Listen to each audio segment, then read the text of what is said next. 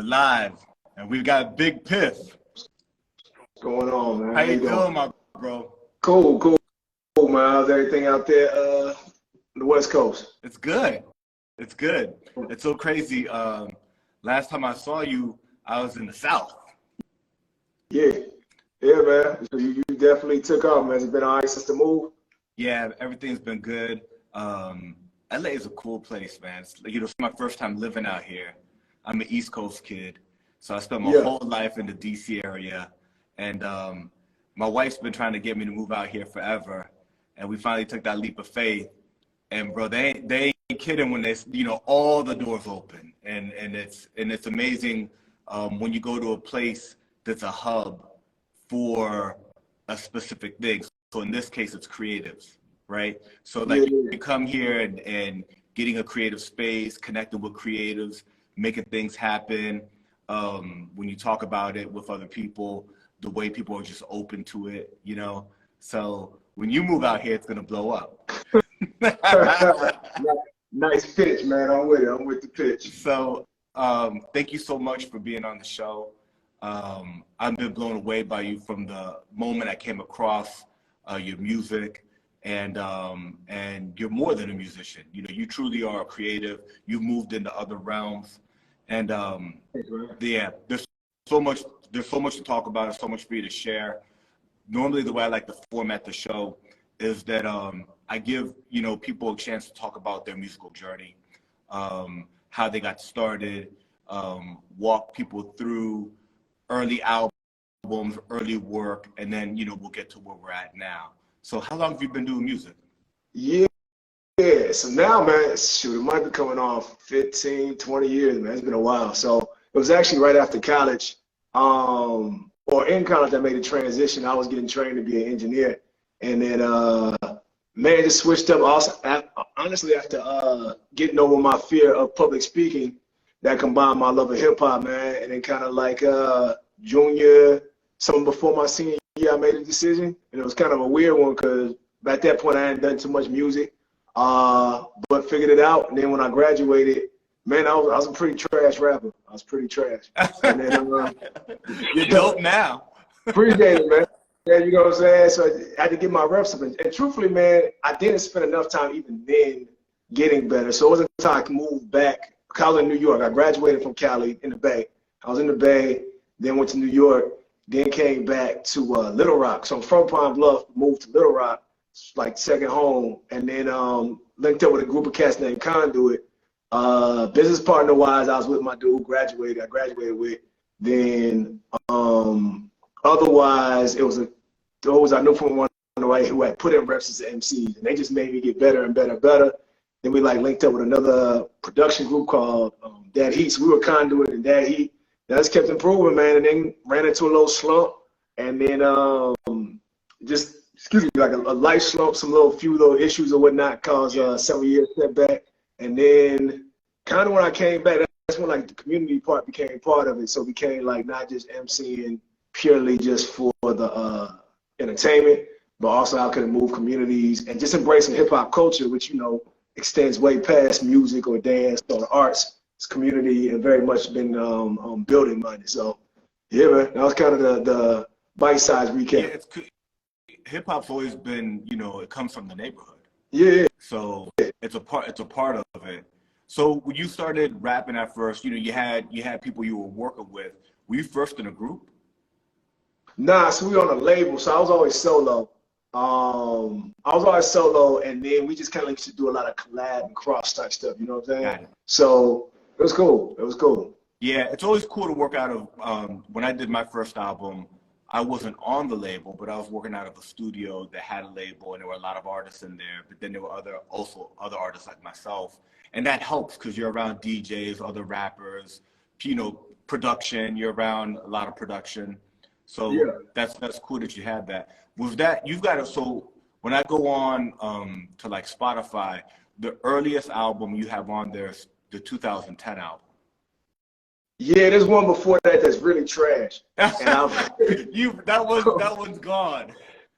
Yeah, so actually, here's what happened. Also, shout out in the comments. I see someone saying I'm a dope guest for Entertain Me Arkansas. Appreciate you having me on that.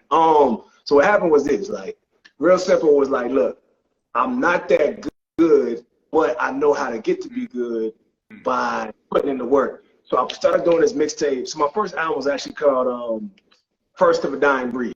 Okay. And it was trash, but I own up to it because it was what I needed at the time. So then I started doing this Respect series. I did 1, 2, and 3. And the whole goal of them was do my reps up until the point I feel now I could redo my debut album. You know what I'm saying? So the 1, 2, and 3, and after 3 coalesced, I found my voice, found like my pocket.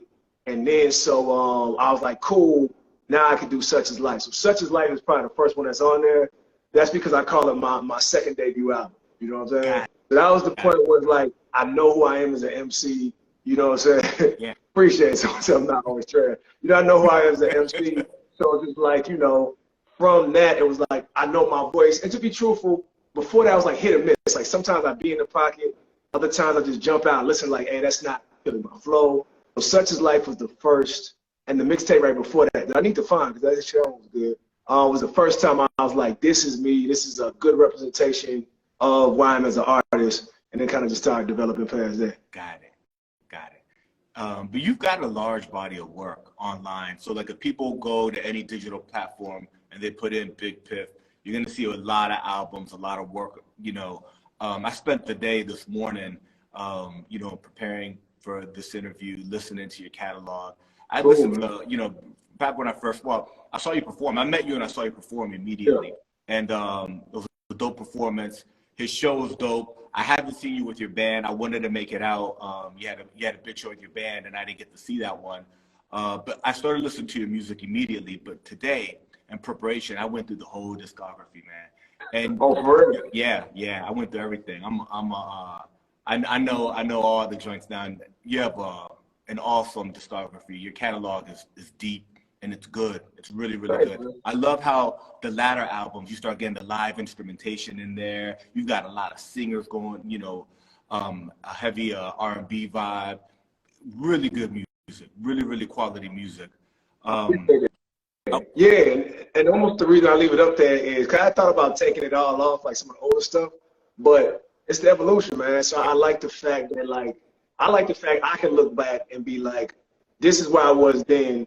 And it was good, you know what I'm saying? And I'm in a different place now, and it sounds different, and it sounds like maturation, you know what I'm saying? Like, it would actually be a problem for me if I went back 10 years and I sound the same way I did now. You know what I'm saying? With the same instrumentation, because, like, just shows no development. And just is kind of like, I just try to make projects that define where I am in that space at point in time, you know what I'm saying? And I went back and I had a friend I was talking about Such Is Life, which is the first one online. And it was just like a different, I remember that mindset. That's like literally when I was thinking about quitting rapping and quitting MCing. And my mindset was just kind of like, Such Is Life, this ain't work out. Such Is Life was this whole, like, this is going to be the pivotal point to decide what I do next. And from that was kind of like, dude, I saw like a different path in hip hop that wasn't just based off of, you know, mainstream other defined success. And so that was kind of like, it's interesting to go back and listen to that. Yeah. And hear how past that it was kind of just developing something else. So, no, that's dope. And I think there's a lot of us that are really happy that you didn't stop. Cool. And what's cool about what you're talking about is that you're one of the most complete artists that I've come across that has used how do you say it, like his education, his presence, his looks, his maturity, and his music and oratory ability to expand into TV, web series, speaking engagements, and global hip hop ambassadorship. And that's really interesting because I've done the college circuit. You know, I've done some college gigs and worked with a booking agent. And so I know how that's already rarefied air. That you're already out the nightclub, right? So that's already like, you know, you've upped at a level. I don't think I've ever met an independent artist personally that I've met in real life that has touched on so many facets of other ways to make high dollar income outside of you got a hit record, you're packing out shows and doing merch, right? So you know, there's only one Rock Marciano, right? So that game of where like you drop a hoodie and you could sell 1,000 of them that Friday, so you don't got to worry about the bag. Those artists, them not releasing things is part of the game. So when they do it and it's gone, Yeah. right? What you've done is you've diversified all of your skill sets, leveraged off of your music and knowledge of hip hop, plus other things that you have, your education, your presence, your intelligence, and you've really upped it into so many things that I know some cats that have done the next level, global hip hop. I know some cats, you know, to include myself, that have done the college thing. But bro, you in everything. You get to the bag. You like Snoop Dogg. You get to the bag. Yeah. Look. Hey, so let me clarify. I'm doing all right. I'm cool. You know what I'm saying? But like, I think it came down, and I always like try to like start from where it started, the mindset. So my mindset was simple on like, I want to forever be doing stuff within hip hop creativity, and I don't want to live impoverished. You know what I'm saying? So like those two things combined was like, all right, you got to figure out a way to like still use everything within hip hop, right? I didn't want necessarily, not that there's a problem with it. I didn't want to be like, I'm making music over here, but here I'm over here selling insurance, which is cool if someone does it. That's just for me. I wanted to figure out like how to completely use what I've learned in hip hop to, like you said, touch these different areas, and then combine that with the fact of like, you know, how to not just always be the starving artist, right? Because that's just kind of a stereotype that I think is kind of outdated in the sense of hip hop came to a point justifiably because it's done so much for the culture and the community and the world that now it should be able to demand more dollars for it, from the levels of street, you know what I'm saying, street spitting to academia to cultural ambassadorship to merch, right? Because truthfully, other people are making money off of it all the time and not giving it credit, you know what I'm saying? So like hip hop culture and the black culture within it, a lot of culture within it, like was taking it all the time and utilizing it for, you know, merchant arts, right? You would see it touch all types of things, all types of entertainment. People would like start using it in like academia and not giving credit. So for me, it's like we turned the point where now it needs to get its justifiable due and also get justifiable dollars for it, right? And it doesn't now always have to look like this mainstream, oh, I'm doing world tours, that's the only way I can live, you know what I'm saying? Yeah. Or I'm like street hustling, that's the only way I can live. So it should be a means of, man, this is a viable career within hip hop culture and what you do within your art, you know what I'm saying? So from that, like honestly, I started getting that mindset real heavily after I did my first global cultural ambassador to Gambia. Because I came back, because right after Such Is Life dropped and I was considering like quitting, and it hit me like, you know what I'm saying? Even if I had the money, I couldn't have done the same thing I did over there. You know what I'm saying? Like certain places I was going, people I was seeing, I headlined a show for like 6,000 people. So it wasn't necessarily just a money thing. It was a resource thing, right? And so the resources being human capital, energy, money, time, is like if I play those the right way, I can still have like a real cool like life and not necessarily have to go for like mainstream superstardom or just go into like directly like academia or whatever. I could play a part in all of them. So after that, I started thinking about how can I use this to do these different things, to diversify my portfolio, but still be myself within this culture and within this art form. You know what I'm saying? Yeah, that's really cool. So you start with music, you release, you know, some full-length albums. Then I think a lot of artists go through this unless they wind up having some sort of breakout mega success where they're trying to make ends meet. And then you came across the hip hop ambassadorship program first. That was like your first. Yeah, and you know, right before that, I was doing a little bit of like, so what happened was speaking, I was never planning on doing it. Folks asked me to come one day and it was like, talk to a class. I did it because I always did stuff in the community regardless. Yeah. And also like just pro bono or not. And then after a point, someone's like, hey, we'll give you $100 too. I was like, for real? Y'all gonna give me like, you know what I'm saying? Like, I get paid the parking. It wasn't just the parking. It was like a little, here's a little something. Yeah, like a little, you know what I'm saying? Like lunch was good that day, you know what I'm talking about? So like I left that and then I started just learning like folks get good dollars to do speaking. And then what happened, what really changed my mind, I had a gig that probably was like, and I might be making up numbers, like say $500 for like a speaking gig. Yeah. And then another I was like pro bono. when I went to the one that was the 500, they welcomed me in there. It was a cool little thing, gave me a gift bag. Cool, great time, enjoyed building with the community. I went to the other one that was pro bono.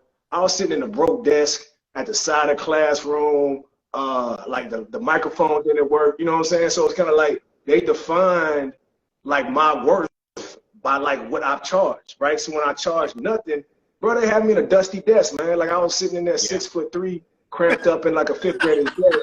You know what I'm saying? And like the kids were riding, they didn't care. But when I had like actually a ticket on it, they was like, hey, you know what? We can actually, like they treated you differently, you know what I'm saying? And to be truthful, like I was still doing, not 9 to 5, but I was doing something at some work at like creative, I can't remember what the exact name was, at UALR. Wasn't 9 to 5, and you know, I didn't have a credit to do nothing as a professor. Yeah. But essentially it was just like once I saw you could define a career in hip hop and make money in addition to the music, it was kind of like, all right, cool, let me see other ways to do it. So it's like the culture ambassadorship opened it up, which built to the resume, led to more talks, small content creation over here. Like I would do, you know, I've done like raps for commercials. There was a car company and they wanted to like pitch their car, so you get a little money over there. You start piecing it all together. And it just took a few years to be like, okay, now I can package myself like this. I have enough experience. I can come into a university with credit, have this talk. I can come over to this university with credit, have this show with a full band. I can come over here and create this content for this company. I can go overseas and work with, you know, students in West Africa. Like once all that started coming together and still make my own music and be myself, it was kind of like, cool, man. You know what I'm saying? Now it's just like 10X and all that, right? Like life's been cool, like, but you know what I'm saying? Working on a retirement fund, right? You know what I'm saying? Cool. No, absolutely. So you get the Gambia and you realize you're performing for thousands of people. Yeah. And you're like, I'm gonna keep doing this. So, but they reach out and they've got programs going because you were just in the Philippines. Yeah, so I've done 13 countries now. So wow. So in 2012 I did Gambia, and then like 6 months after, Mauritius and Seychelles brought me right back to Africa. And those, you know, those small islands off the coast by Tanzania and Madagascar or whatever. And then after that, I got invited to another program. I did something real quick in Thailand. And then there was another program. And, you know, for artists out there, there's certain programs that are built in. So American Music Abroad, the next level. I did American Music Abroad, and I was with my band, went to Morocco, Algeria, and Equatorial Guinea. And then I did 4 countries with next level. So Ghana, Australia,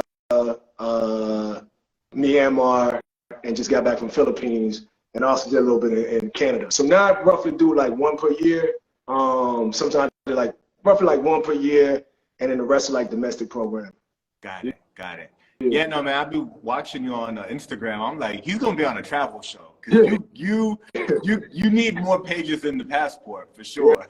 Yeah, man, they got cool. 2 passports. They got the one with the extra pages. You need the one with the extra pages. Yeah, for sure. I'm gonna hit them up by that. But nah, dude, like honestly, so I am actually trying to figure out, like, you know what I'm saying? Like I like the hosting, like I like the scripted aspect, right? So my web series is scripted, but I like hosting. You know, I did a hosted a show, a digital series with PBS. So I'm trying to figure out, you know, what's that next step in easing my way back into that. So you're supposed to have like a 2nd season with PBS, but you know, I'm never counting out or don't mind, like if I can figure out how to do like a hosted travel show from the same perspective and things like that. So that's kind of what I'm working towards now in the next like 3 to 5. I don't think that I know of there's a hip hop or black or urban vibe travel show.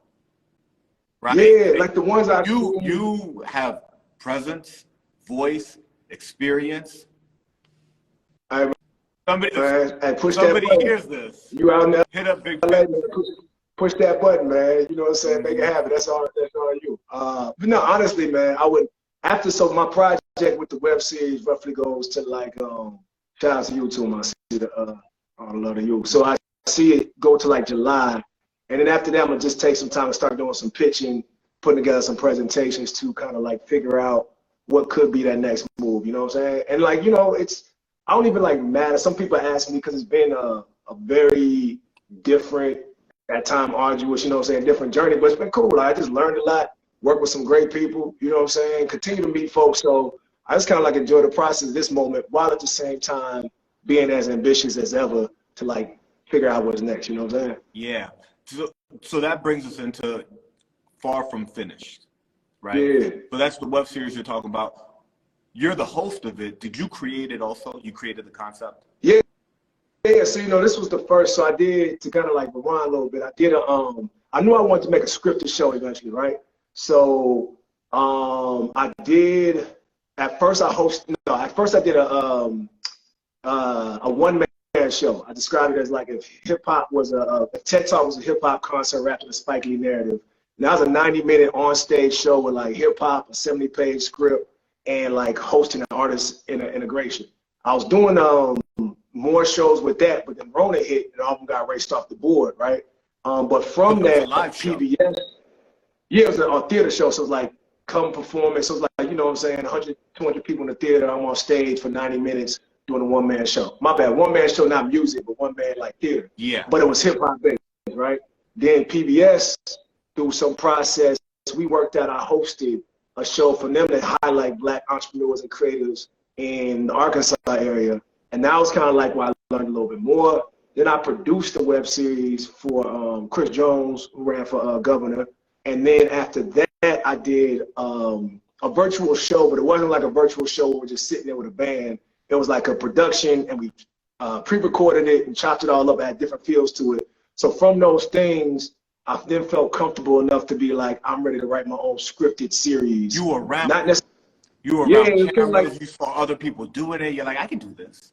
Yeah, and also, so I mean, I got the production experience. I had like a team. You know what I'm saying? I saw how the marketing worked within PBS. So it's like I've seen enough now that the next step for me is to get like actually create something small. And I'm done this so long that I'm more so like I'll just do a small product of it as opposed to like become somebody's writing assistant and get their coffee. You know what I'm saying? I'll just do it. And so I was like, I'm going to write something inspired by my life, but it's a scripted narrative. So it's an 8-part web series that kind of tells like the story of Piph, but it's character Piph. We have a lot of differences. I'm way cooler than you. But yeah.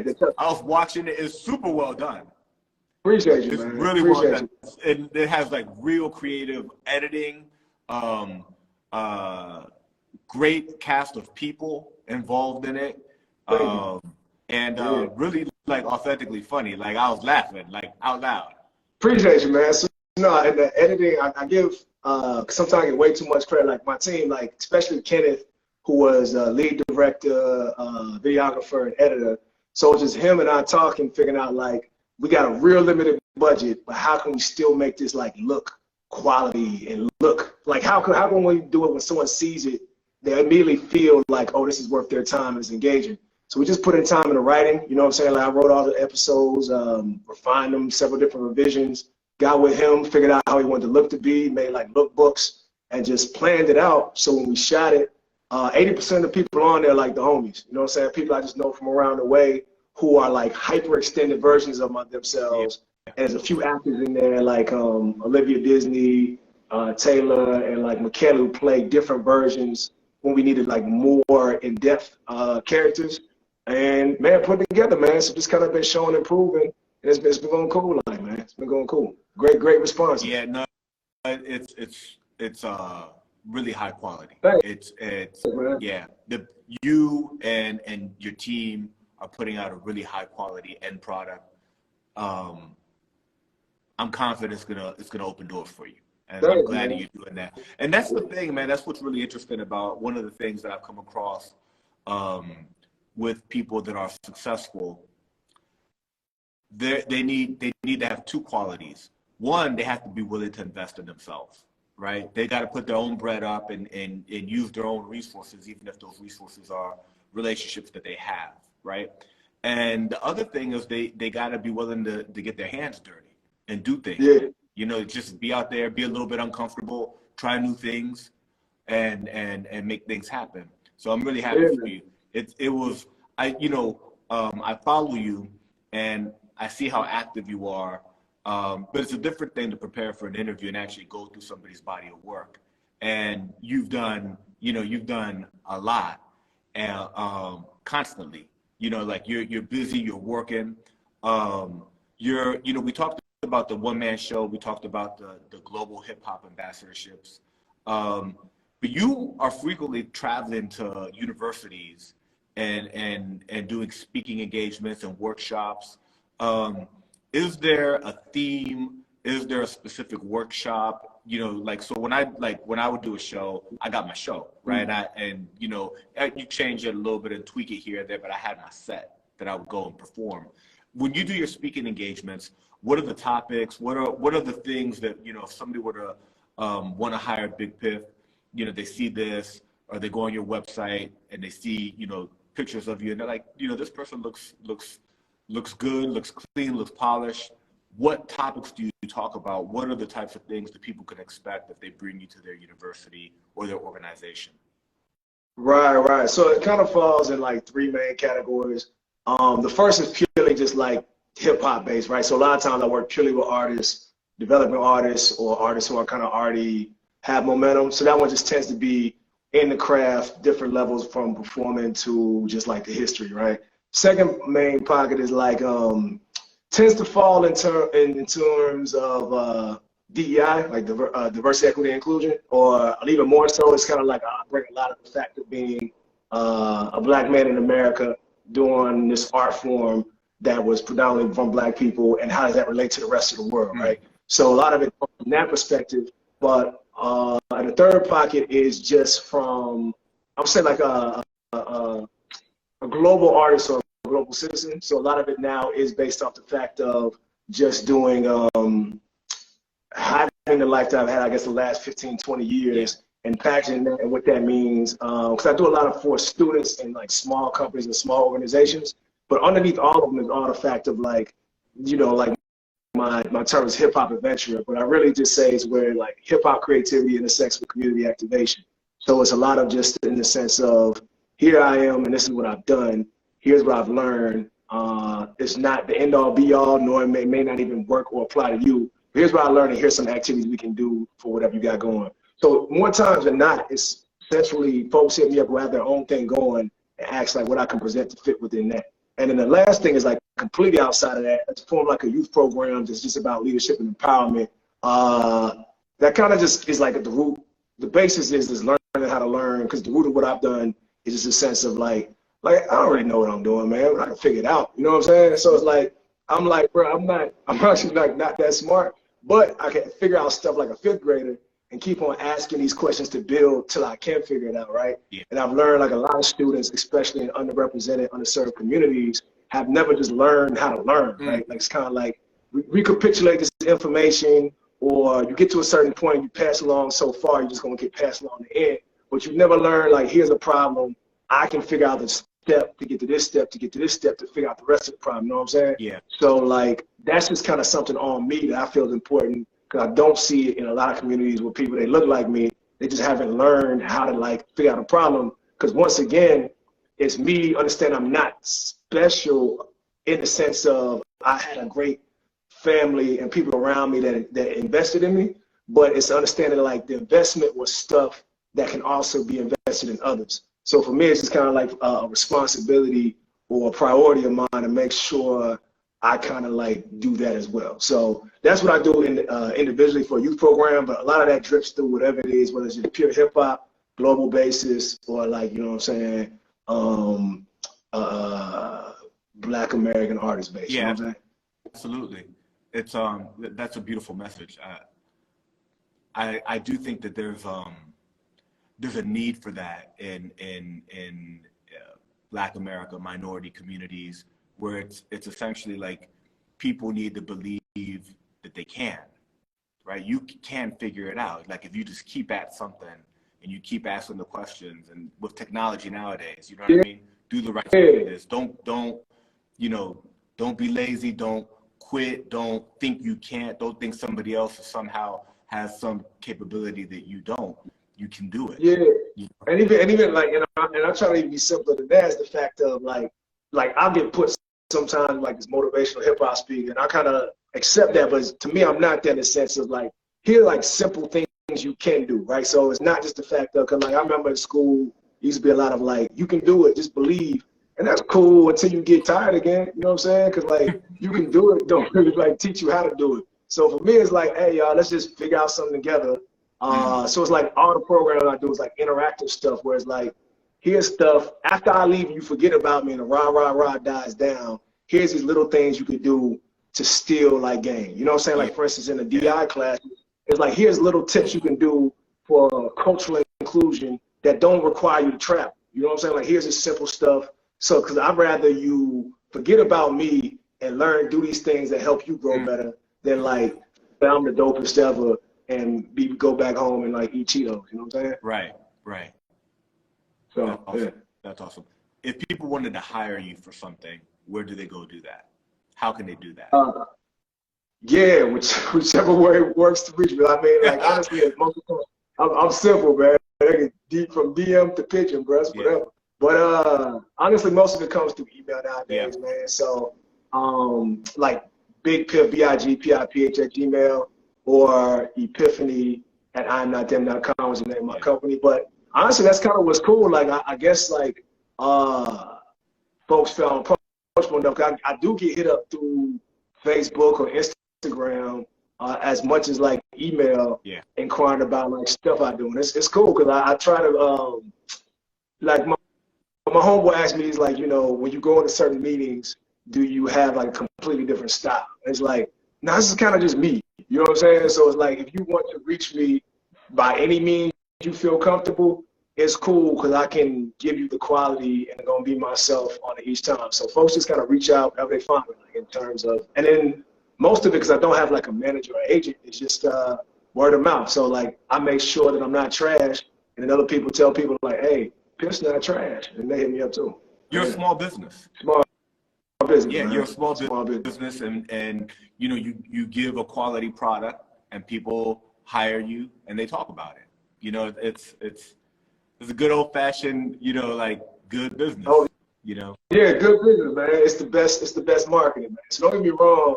Want to build it up to like have more advocates to get a book stuff for me, but like now, like to me, the same way like on music, the way, because it's not like I have like this huge following, but the way I can still do shows and get compensated is because like it's high quality, right? Like there's very few times.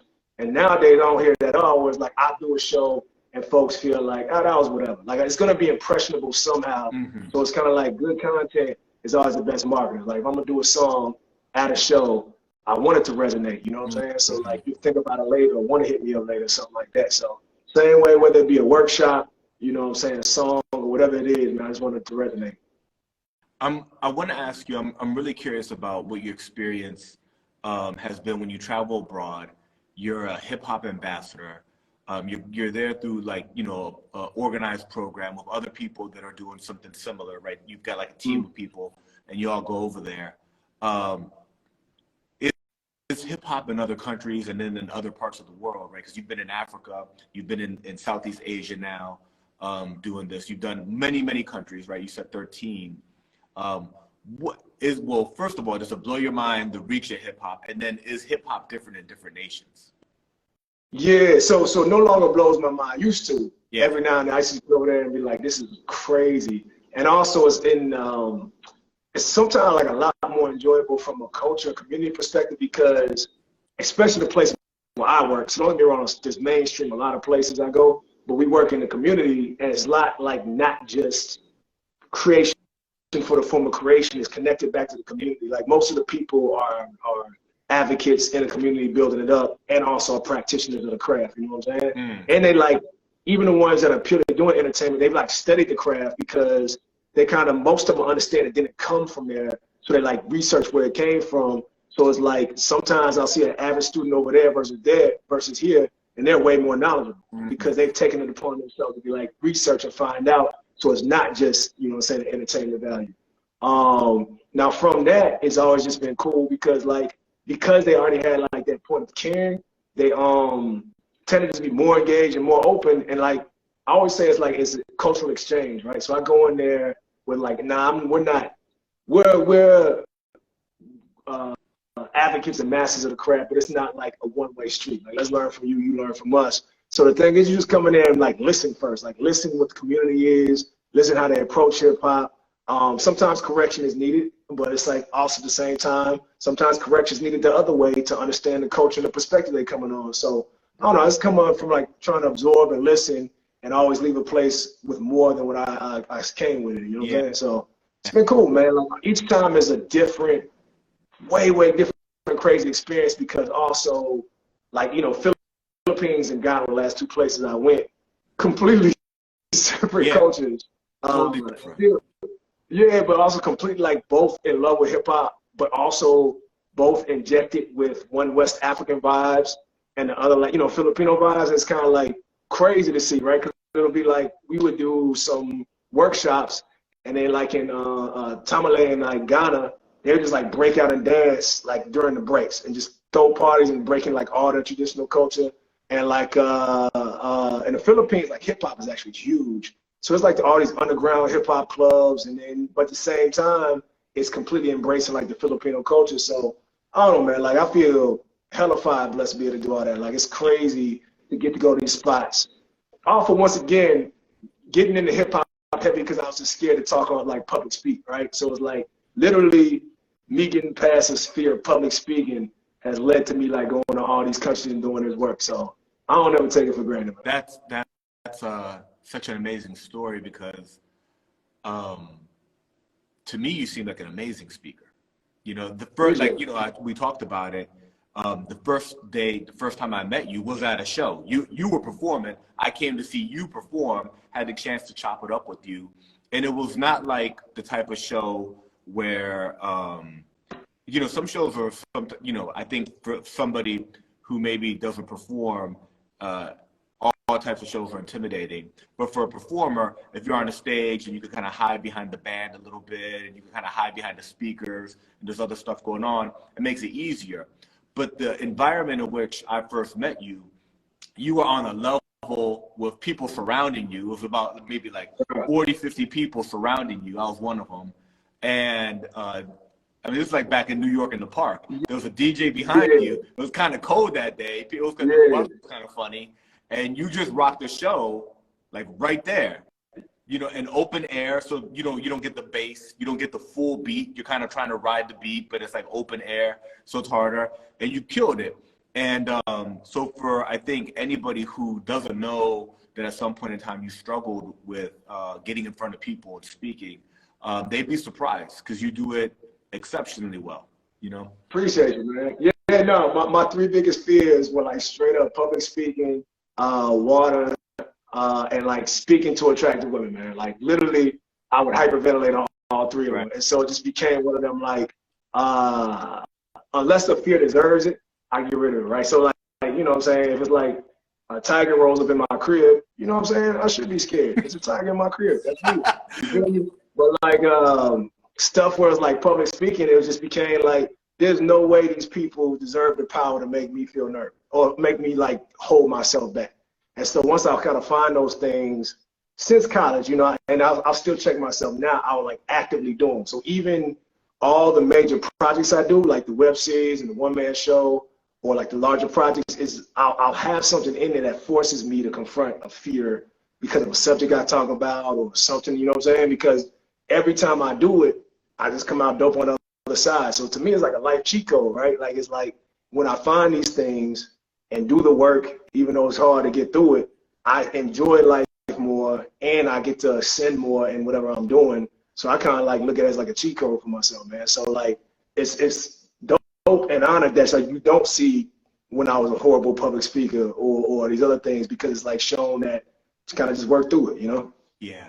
Yeah, now I'm sure it's an inspiration for anybody who's struggling with something like that, to see how you came out on the other side and are amazing at it, and it's revolutionized your life. I mean, basically now you live in front of a microphone or a camera. Yeah. You know what I mean? Yeah. Or talking to groups of people, you know? Yeah, no, it's weird. Like if you found like, and some people think I'm like over exaggerating because of some other stuff when I was younger too that kept me like hidden. But like when they talk to my family, like old friends, like, nah, man, like dude. Like I played ball, which put me out, and did some like academic stuff, but like nah, man, I was like always I just learned recently like how to like pictures because I never like taking pictures. But yeah, man, so it's cool, man. It's Cool. Life's a journey, but once again, I'm just trying to be trash at the journey of life. So, I hear you. I hear you, man. Yeah. But out of the countries you've traveled to through the program, was there, is there like a top 2, 3 that like the hip hop there and the people and the engagement like blew you away more like they kind of stand out? Yeah, so from a hip hop perspective, there's a few. So in terms of dancing, Philippines is different. Philippines is like, they really, really go in. And same thing in like Myanmar too. There's just like in the South, West Asian country, they like really Southeast. I'm getting confused, whatever. Sure. They really, really like enjoy dancing, have taken on like hip hop dancing incredibly big. Like the same thing when I was in Thailand. As far as MCing, man, it's actually real big in West Africa. Like it's real big in West Africa because I think it like translates to a lot of the other. It's easily adaptable from a lot of the other like vocal arts they do. Yeah. You know what I'm saying? So even in the sense of like how big Afrobeats is now, but like in West Africa, MCing is pretty huge. DJing is actually big in Philippines, and then in terms of graffiti tends to fluctuate. Graffiti, so the rest of them tend to fluctuate, but I'll just definitely say as far as like b-boy, just the dance aspect is real heavy and like that's really interesting. Yeah, and like I'm talking about like in the Philippines before like the final show, we just went to like a underground all women hip hop battle. There was other dance styles in there too, but it was just like packed out club. You know what I'm saying? Yeah. And I'm talking about like a packed out nice club, like a packed out upscale club, main air entertainment area downtown. Several hundred people on both floors watching, and like there was other dance styles in there like house and whatever, but it was like definitely like hip hop influence. Our partners for the program were the Philippine All Stars, which was a hip hop dance community which won the World Hip Hop Dance Championship like 3 or 4 times. You know what I'm saying? So it's like it's real big down there, man. It's fascinating. Hip hop's reach just blows me away. I had the unique experience of when I was in the 11th grade, I moved to South America, to Chile. And, I was like the homie in my group, in my, where I lived, that listened to hip hop. There was a hip hop head. Everybody else was too busy trying to like do street stuff. And then I moved to Chile, and everything that I was over there was a big deal. Where here, it wasn't that big of, it was just what's on the radio, Yeah. But my recollection and all that stuff over there was like such a big deal. Yeah, so I mean, I still get the cheat code a little bit because I'm a black dude over 6 feet tall. You know what I'm saying? So I still use that as a slight flex when I walk up in Asia because like I'm almost deemed cool by default until they figure out the truth. You know what I'm saying? But same thing. Get it where you can. You know what I mean? Nah, man. I'm gonna use it. You know what I'm saying? I'm gonna use the black height thing to my advantage whenever I can. Absolutely. Because too many times it's my disadvantage, right? So right. So it's cool. Like a lot of these countries I go to, as soon as on a cool, I always joke about it because I had a homegirl in college, and she was like, "Man, you got all this education, you became the black male stereotype." She was like, "You rap and play ball." So yeah, man, I work hard so I could be the black male stereotype, bro. So now I go over there and they immediately ask me like, "Do I ball or have I ball and do I rap?" And then my heart wants to be like, I'm offended, but then I'm like, yeah, actually, actually, I do rap, and I used to ball, but I rap. Yeah, I do rap. I used to ball, now I rap. Yeah, exactly.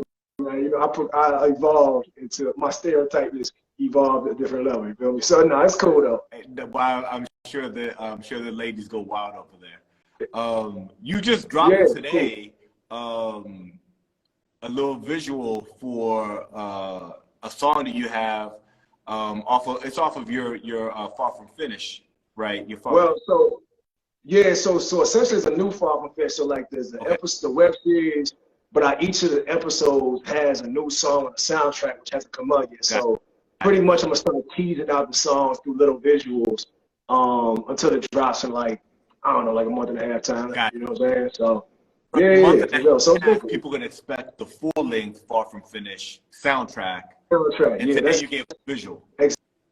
Exactly. And I say it right now, like that's always been the plan versus the fact that it was supposed to be out earlier. Yeah. So, we just going to act like that was a plan and nobody knows. Bro. Yeah. That's dope. It's a dope idea. You know what I'm saying? To like, bundle music. You know what I'm saying? My bad. Yeah, I saw a comment. My homeboy he's like, yeah, cool, yeah. But yeah, I think that that's a dope idea. The way that it's super creative to essentially develop a web series that's very well done at a high level, like the visuals are high level, and then to bundle it with each one with a track, and then when the web series is completed and fully released, and then the whole soundtrack drops. Appreciate you, man. That's really dope. Here's the master plan, and really also shout out to my dude Will. He's creating some cool like podcasts and other content what he's got going on. So yeah, actually the plan is like since I like doing stuff independently, but I'm open to other opportunities. You're open to like what I'm doing is like you're open to the I'm open to the check. Like talk to me, right? But like if it doesn't come and I'm not gonna beg for it, it's like what I'm doing and this whole process is easing the content over time, because when it's repackaged, I'm able to show like the project isn't just the web series or the soundtrack, it's also the content, these events, and so on and so forth. So then I can go to like third-party countries, third-party companies, and be like, hey, through this whole process, here's an engagement we get, here's a place we're going to hit, and so on and so forth. And it's kind of like, this is not invested in the show as much as it is just advertising, right? So I can hit these demographics, hit these areas, and give you these types of like branding and certain things I do over this period of time. So for me, it's also playing the game of, once again, small business, right? So this is the service I can provide through this content, what I create, as long as it's true to who I am, and y'all ain't gonna monkey boy me in the process, you know what I'm saying? So it's like being open to, like you said, the bag and the opportunities, but also creating actually a value through what I do and through what I create when the team creates, and bringing that to a third party, man. So that's kind of the whole process, and also still being an opportunity of like, hey, if the people who've been enjoying this want to support, that there you go too. Yeah, no, and constantly putting out content, right? You're dropping new episodes with new music, with visuals for the music, little snippets like what you did today. Who's got that? Who actually is in the Philippines walking down the street with a dope new track? Yeah, that's dope. That's high. I mean, literally like the highest levels of the game. At record label levels, who's doing that? I mean, people could do it, but they've got to, use the resources of an entire large company to go out and do those things. And you're doing it at that level and at that quality. So hat tip to you. Great, man. I appreciate it. And once again, just the whole theme of this is just don't be trash, my G. So my whole thing is I just don't want to be trash. So it's like, as long as I can do a high quality job while in the Philippines and ease out a cool like video, shout out to Labu Productions who was able to do it for me. It's cool, man. So it's like, and for me, the key to me has been the last few years making sure I enjoy the process, right? Like 15 years ago, I used to stress and be like, it doesn't do this, it doesn't do that. Whereas now it's like, bro, I'm in the random street in Quezon City in the Philippines shooting rap videos, bro. Like, life is dope. You know what I'm saying? So that's a I get to chat with you on Instagram Live. You hit me up like for an actual convo. People didn't want to talk to me back in the day. You know what I'm saying? So it's cool. I take it as an honor, man. So yeah. Absolutely.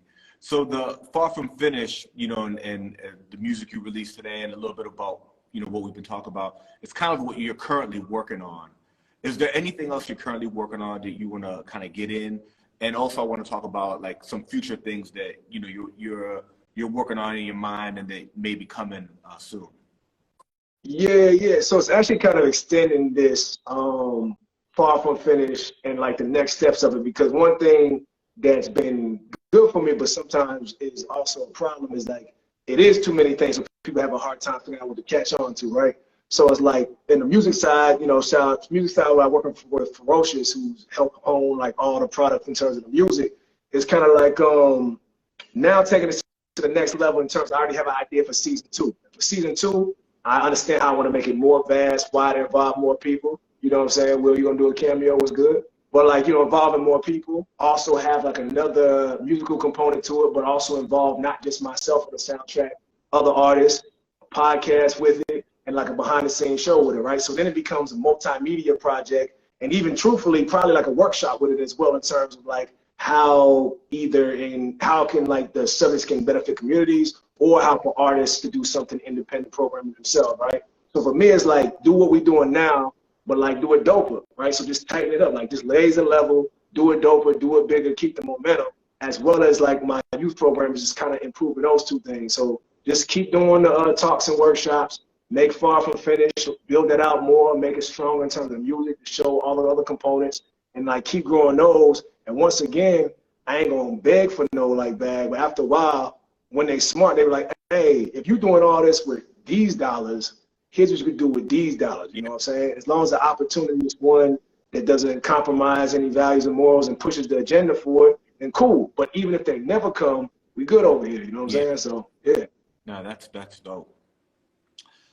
Bro, so as we wrap, I want to just ask you kind of like, you know, fun questions, right? Just, you know, so people could get to know you a little bit better. You're a world traveler. You know, top country or countries that you have not been to that you're itching to get to? So cool, because so countries I haven't been to that I want to go to. So I still want to hit up Nigeria. I would like to spend more time in Japan, particularly Tokyo. So Nigeria, Tokyo, probably get back to South Africa, and hit up the country of Pine Bluff where I'm from. So other than that, it's cool. I like that. Nigeria's got a booming movie scene. Yeah.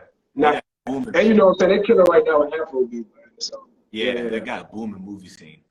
New Zealand too. In terms of, that's probably like on a break when I got a month. Cause it's beautiful over there, and I go like plant some trees or something like that. Something weird. Yeah, New Zealand's known for its just nature, right? It's natural. Nature, yeah. So I go like sit on a rock for a day and like, you know what I'm saying, play with their version of a squirrel. And then on the flip, top country or a few countries that you've been to that you're like, these were my favorite for whatever reason. People, geography, food. Country out to you that's like, if I had to go back to somewhere I've already been, I'd go back here. Right. So it's kind of, so it's weird, since almost every country I've went with my work, I would go again because I've met so many people there that I've kind of bonded with. Like, you know what I'm saying? I got like for real homies in like Ghana and Philippines now, and like, you know what I'm saying? Myanmar, like one of the students from my class just hit me up because she just got married and whatever, you know what I'm saying? So it's kind of like personal bonds there. So almost any of them I would go that I've already been to, especially in the last 4 or 5 years. And you know, folks even in like Algeria and Morocco, when I used to kick it up there for performing, it's like still converse with them and realize I ain't seen them in years. So, you know, if and when I get a chance to get like back out there and see it, then cool. That'd be really dope. What music are you messing with right now? Like, who's an artist that you listen to heavy right now? Man, honestly, so I've honestly been on like really a lot of Afrobeats, man. Just a lot of Afrobeats is on fire right now. Yeah, it's mostly because like when I work, I can't listen to stuff that, since I don't know what they're saying at all. You know what I'm saying? Like, since I can't listen to stuff with certain lyrics because I'll start paying too heavy attention to the lyrics. Yeah. But Afrobeats, I can just vibe out. You know what I'm saying? And I like, you know, get up and do half a dance move and sit back down and realize I can't do it and do some more work. Other than that, man, like it's just playlists I got going on. You know what I'm saying? So like my 2 biggest workout playlists are like the PSA by Jay-Z and Triple X by Danny Brown. You know what I'm saying? Like those are just 2 playlists I play that like same songs every time, but like get me where I need to be. Yep. Yeah. Man, easy question, man. I got scared because, you know, I thought you were going to help me with some hard, but I'm like, nah, these are cool, man. It's just, you know, so that people get to know like a different side of it. Cool. This might be the. I just don't want to get indicted. Cool. For some people, this one's hard. Top 5 that are alive. Who are the 5 you know, what's your Mount Rushmore +1 of hip hop artists all time that are alive, that are yours? You know, the one people you listen to that impacted, influenced your life, your lyrical style, that you love their voice, their flow, their songs. Yeah. So here's the thing. I kind of have redefined this in my mind by like 2 different time periods. Is that can I do my little cheat code? Oh yeah, man. All right, cool. So 5 is hard because they always rotate, but like from younger, my big rotating 3. So it was always Andre 3000 and J Rock. Were always in there. Outkast in general, Andre 3000 and J. But it was always kind of like this turning pool of like Scarface, Nas, Biggie, and like Bun B. You know what I'm saying? Yeah. And then new, it was always like Crit, Cole,